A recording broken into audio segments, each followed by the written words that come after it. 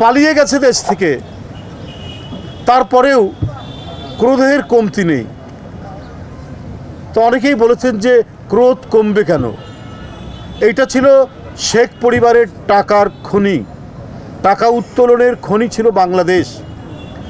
18,60,000 কোটি টাকা এদের লোকরা পাচার করেছে। 18,60,000 কোটি টাকা ঋণ এসছে, 17,35,000 কোটি টাকা তারা পাচার করেছে। সবই হচ্ছে শেখ পরিবার এবং তাদের আশেপাশের লোক। তো এই ধরনের একটি সোনার খনি হাতছাড়া হয়ে গেছে। এই কারণে কিভাবে পুনরুদ্ধার করা যায়, এই বাণীটাই বারবার ফিরে আসছে শেখ হাসিনার যে সমস্ত ভিডিও ভাইরাল হয় তার মধ্যে দিয়ে। তার কোনো অনুশোচনা নেই, তাই অন্তরের কোনো ব্যথা নেই তার, সে মর্মাহত নয়। রাতুল নামে ক্লাস 1-এ পড়ে বগুড়ার একটি ছেলে আজও হাসপাতালে, সে কাতরাচ্ছে সেদিনের পুলিশের গুলি খাওয়া। এইরকম শত শত ঘটনা, হাজার হাজার ঘটনা। 2,000-এর কাছাকাছি মানুষকে তারা হত্যা করেছে, আর 20,000 মানুষ জুলাই এবং আগস্টের এই বিপ্লবে আহত হয়েছে।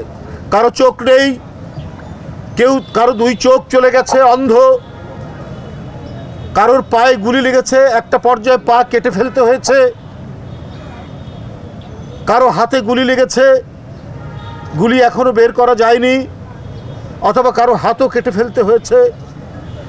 শেখ হাসিনা গোটা দেশকে বিকলাঙ্গ বানানোর জন্য এক ভয়ঙ্কর অমানবিক কর্মসূচি নিয়ে তিনি কাজ করেছেন, কারণ তার অমল ধবল ক্ষমতা তার দরকার।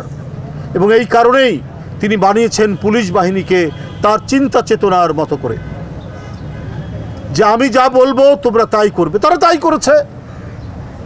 বেনজির সাহেব বলেছেন তার পুলিশ সদস্যদেরকে, তোমাদেরকে অস্ত্র দেওয়া হয়েছে চালানোর জন্য, ওটা কি পকেটে রাখার জন্য দেওয়া হয়েছে? অর্থাৎ প্রকাশ্য হত্যার হুমকি দিয়েছে এবং হত্যা করেছে।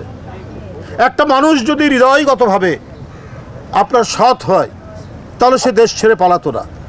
দেশনেত্রী বেগম খালেদা জিয়াকে মঈনুদ্দিন ফখরুদ্দিন কত চেষ্টা করেছে, দেশ থেকে উনি যাননি। দেশনায়ক তারেক রহমানকে শারীরিকভাবে অত্যাচার করা হয়েছে, তারপরেও তিনি দেশ থেকে যাননি মঈনুদ্দিন ফখরুদ্দিনের সময়। কারণ দেশপ্রেম দিয়ে ঘেরা এদের অন্তর, তাই তাদেরকে পারা যায়নি। কিন্তু মঈনুদ্দিন ফখরুদ্দিনের সময়ও শেখ হাসিনা পালিয়েছেন, আর এবার তো সবাইকে ফেলে দিয়ে পালিয়েছে। এখন যদি আপনি কোন মুখ নিয়ে দেশে ফিরবেন? এবার তো আওয়ামী লীগের লোকরাও আপনার সাথে থাকবে না। আপনি আপনার বোনকে নিয়ে পালিয়ে গেলেন, এত যে আপনার যুবলীগ ছাত্রলীগ যাদেরকে দিয়ে আপনি হত্যা করালেন, পুলিশের সাথে কাঁধে কাঁধ মিলিয়ে যারা এই বৈষম্য বিরোধী ছাত্রদের উপর গুলি করেছে, বিএনপির মিছিলে গুলি করেছে, ছাত্রদল যুবদলের মিছিলে যারা গুলি করেছে, তাদেরকে ফেলে পালিয়ে চলে গেলেন শুধুমাত্র জীবন বাঁচানোর জন্য। আপনি তো স্বার্থপর, আপনার তো বিবেক বলে কিছু নাই। আর আপনি ওই আমরা ছোটবেলায় গল্প শুনেছি শ্যাওড়া গাছের ভূত পেত্নী। আপনি এখন আগে ছিলেন অবৈধ প্রধানমন্ত্রী, এখন হয়ে গেছেন শ্যাওড়া গাছের ভূত পেত্নী। মানে ভূত পেত্নীর হুমকি শোনা যায় কিন্তু চোখে দেখা যায় না। মাঝে মাঝে ভাইরাল হচ্ছে বক্তব্য, কিন্তু কোথার থেকে দিচ্ছেন? এই বলে কাছাকাছি আছি, কিন্তু কোথায় আছেন? ওই শ্যাওড়া গাছের ভূত পেত্নীর মতো, আর তার কোনো হদিস নেই। উনি বাংলাদেশের জনগণের সাথে এক রক্ত খেলায় মেতেছেন।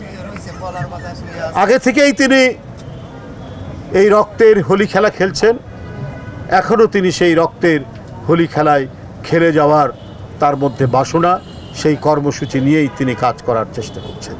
তবে একবার লুটেরাদের সিংহাসন ধুলায় লুটিয়ে পড়লে সেই সিংহাসন পুনরুদ্ধার করা যায় না। তাহলে হিটলারের পুনরাবৃত্তি হতো, মুসলিনির পুনরাবৃত্তি হতো, বিশ্বের সবচেয়ে জঘন্যতম নিষ্ঠুর স্বৈর শাসকদের পুনরাবৃত্তি হতো। শেখ হাসিনা আপনার মতো রক্তপিপাসু একজন নরখাদক এক নায়কের আর এই দেশে ক্ষমতা পুনরুদ্ধারের কোনো ক্ষমতা নেই।